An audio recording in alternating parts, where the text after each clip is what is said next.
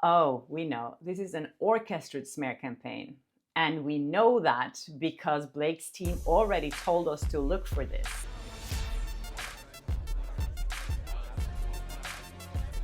Hi, and welcome to Blossom Talk. I'm Kjersti, Flaa, and here on my channel I talk about my good and bad experiences with celebrities, with Hollywood, and working as an entertainment reporter. Okay, so let's get into it. There's been so many things going on lately, and I've been receiving so many tips of what I should talk about here. And the same things keep coming up again and again. Okay, so there was a Reddit post that was posted in August of last year, in the middle of when everything started around the drama around It Ends With Us. It was posted by an anonymous source that knew someone that worked on the set of It Ends With Us. The post said a few things that when we look back now, that kind of makes sense. There were a few things mentioned that insinuates some of the drama that was going on that set. First of all, the person is saying that Blake Lively felt uncomfortable around Justin Baldoni. The person is also claiming that Blake Lively felt uncomfortable when the word sexy was used. And the person also says that, which is what I think most people are reacting to, is that Blake Lively went to Sony Studios and said, if you don't go for my cut of this movie, my version of this movie, I will go out in the New York Times and accuse Justin Baldoni of harassment. And as we know, that is what happened at a later point. But if this is true, that she threatened Sony back then to go to the New York Times and accuse Justin Baldoni of these things, that is pretty damning. First of all, I think it's pretty damning that she blackmailed Sony. And I'm sure if there's any evidence of this, it will come out. Secondly, then you start thinking if she was already speaking to New York Times at that point. So we'll get back to that a little bit later. But the fact that Sony agreed with that, and apparently according to this person, Blake Lively did her cut of the movie and she showed it to some friends, including Bradley Cooper, I think, and it didn't land so well. So she kind of agreed to go back to Justin Baldoni doing his cut. But as we know, in the end of the day, Blake Lively's version is the one that hit theaters.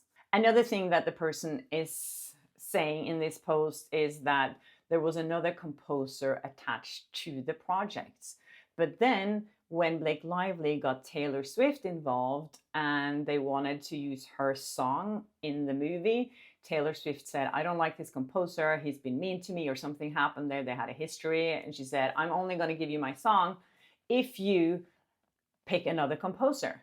And there is actually proof of this because he did an interview and he talked about how he was called by Blake and Ryan because he was, at the time, he was working on Deadpool, which is Ryan Reynolds' movie. And they contacted him and said, you know, do you want to do It Ends With Us? You have like 1 week to prepare the music. And he said, oh, I can't do it in 1 week, but I can do it in like 3 weeks. So he ended up doing the music for the movie, which means that Taylor Swift was much more involved than she first insinuated. So a few days ago, Taylor Swift came out in the Daily Mail through some anonymous sources. I always feel like when you have to go through some sources, I don't know if I can trust the sources, but she basically says that she's taking a step back from Blake Lively. And of course, no one wants to be involved in this drama. And I feel like the way that Blake Lively kind of used her dragon to show power over Justin Baldoni, it does not a good look for either her or for Taylor Swift. So I do understand that Taylor needs to come out and say something, but she's saying it through her sources. So who knows where the truth lays in that? I don't know what sources Daily Mail has through Taylor Swift. But then again, Daily Mail is, I think, the biggest online newspaper in the world. So of course they have their contacts that they can, get statements. This is like one of the things that really upsets me about Hollywood, that no one can ever say anything themselves. Either they say it through a statement, through a publicist, or they're going through a source close to the person, and they're anonymous. Another thing that people have been speculating on so much this week is the metadata. I spoke about this in my latest episode as well, how the New York Times, the photos and even a video that was posted with an interview with Megan Twohey, the writer or the journalist who wrote the article with some other people, the metadata of these text messages and pictures and videos that was in the New York Times was dated. I think some people said now it's dated back to October or even August. So when you click on these images, you can see that they've been existing for much longer than we first thought that the New York Times knew about this story. But I have to say, I worked for a newspaper back in Norway. I know how journalists work, and it's not unnormal that a source will tip you off about something and send you some evidence of something, and you would say, I don't know if I can do something about this now. We need more proof of what's really happening here. So I don't think that's such a scandalous thing, to be honest. When Megan Twohey, who also wrote that article, was working on the Harvey Weinstein story, I'm sure she worked on that probably for 6 months. So that's normal. And this was a big expose article. So of course they had time to work on it. The problem for me, the ethical problem here, is that if Blake Lively went to Sony and pressured them and said, I will tell this story to the New York Times, that I was harassed by Justin Baldoni, and then she went to the New York Times anyways and started planting evidence in the New York Times to these journalists, then, these journalists kept that in mind from August until December when they published the article. So every bit that they would see in the news or in the media or on social media, they were like, oh, we know this is an orchestrated smear campaign.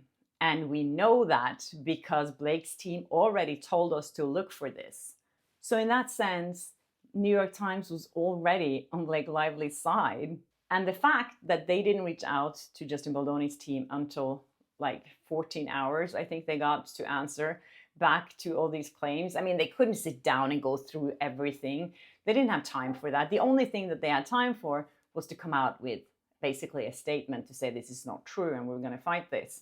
Another thing that I find a little suspicious is that Taylor Swift said that she just showed up at Blake Lively and Ryan Reynolds' apartment in New York, and she didn't know there was a meeting going on, and she interrupted the meeting, and she kind of just not voluntarily got dragged into it. I just have a feeling when you invite Taylor Swift over, you make sure that you don't have a meeting when that's going on. That would be so weird to me. And if I go to a friend's place and they have a meeting, I wouldn't just hello, I'm here. Can I be a part of this meeting? Can I have my opinions in this meeting? I do find that a little strange. And I feel like you text someone, you're like, hey, can I come over now? And you're saying, oh, our meeting is a little delayed. Do you want to come over later? That's what I would do. I don't know. I mean, I feel like wherever Taylor Swift goes, there are paparazzis. There are just bodyguards around her. So I find it very weird that she would just show up in the middle of this meeting. So I think the more things that comes to light now, the more we see that Taylor Swift was probably more involved than we thought. A few other things that was brought to my attention from you guys. Thank you again for giving me all these tips. I didn't think about this myself, but it's funny because I remember in one of Blake Lively's complaints, she had a list of 30 things that she wanted to make sure never happened again on that set. Otherwise, she wouldn't come back and shoot. So one of those points were that for Justin Baldoni to stop saging people or to stop saging. And it was funny because now I realized that in the interview I did with her, the second interview I did with her, I came into the room and she just said oh, we just saged the room because there was a journalist that was in the room before me that asked them something that they found inappropriate. I don't even care about it. We've moved on. We can drop it. We've saged the room. We've emotionally saged it. Okay, perfect. What they found inappropriate was that he said, your characters are bitches. And can you relate to those characters? It was something like that. He had a strong accent. He was very sweet. And he didn't mean to offend anyone, but they were super offended by it. So she's even suggesting to sage herself. So that's why I'm like, was that so important for you to stop Justin Baldoni from doing that? Also, someone pointed out to me that, because Blake Lively said in her complaint as well that she was uncomfortable with Justin Baldoni using the word sexy.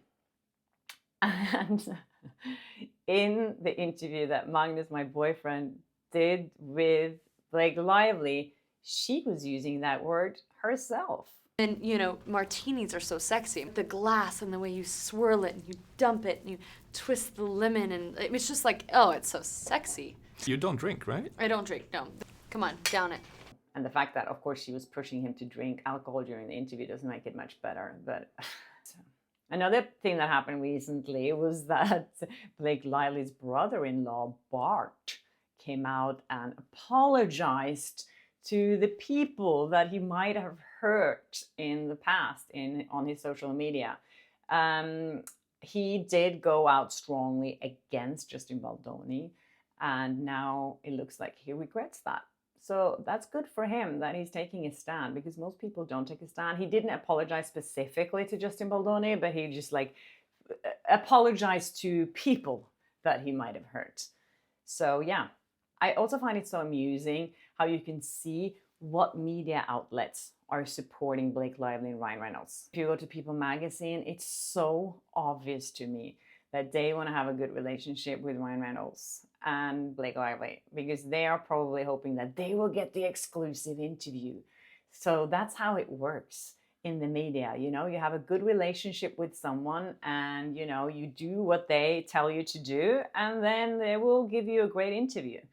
So I don't trust anything that People writes, to be honest with you. And even worse, E-News. Oh my God, this came up in my feed. So this is a story that E-News made from that leaked voice memo that Justin Baldoni sent to Blake Lively at 2 o'clock in the morning, where he apologizes so much for not trusting her version and her vision of the rooftop scene. And, he's so sorry about it. He just keeps on going how sorry he is. And then he says, I'm sorry, you're probably asleep, or you have a kid on your boob, or whatever. And the headline of the E-News story is, Justin Baldoni made comment on Blake Lively's boobs in 2 a.m. voice memo. I mean, really, E-News? I saw the comments under that Instagram post, and everyone was like, who pays you? What's wrong with you? It was a lot of comments that are supporting Justin Baldoni and saying this is just so taken out of context. It's unbelievable. So yeah, it's so ridiculous to see how the media is handling this as well. It's hard to find someone you can trust today. I used to have the habit of believing things that I read in the newspaper.